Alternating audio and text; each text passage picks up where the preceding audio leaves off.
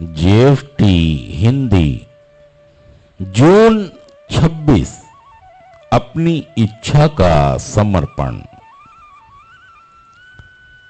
हमारे डर कम हो जाते हैं और जैसे जैसे हम समर्पण का सही मतलब समझने लगते हैं वैसे वैसे हमारी आस्था बढ़नी शुरू होती है।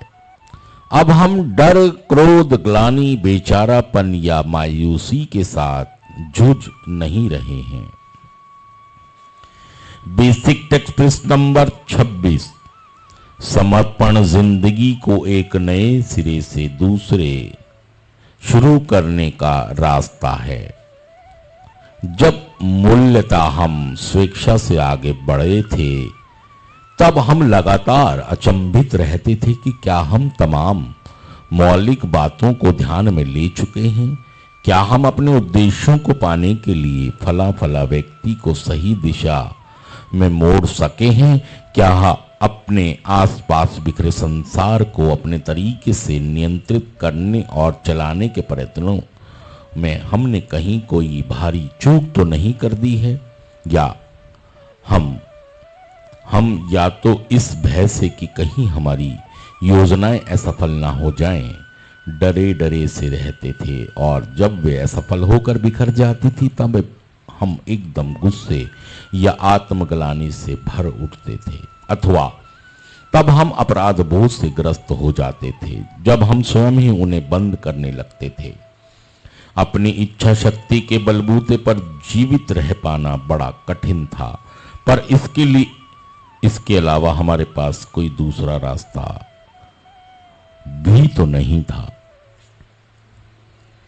ऐसा नहीं है कि समर्पण हमेशा आसान होता है, बल्कि इसके विपरीत समर्पण खास शुरू में तो बड़ा ही कठिन कार्य होता है।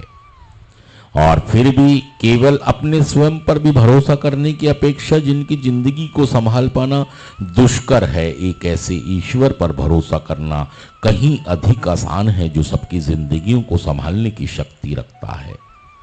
और जितना ही हम समर्पित होते जाते हैं उतना ही हमारी राहें आसान होती चली जाती हैं।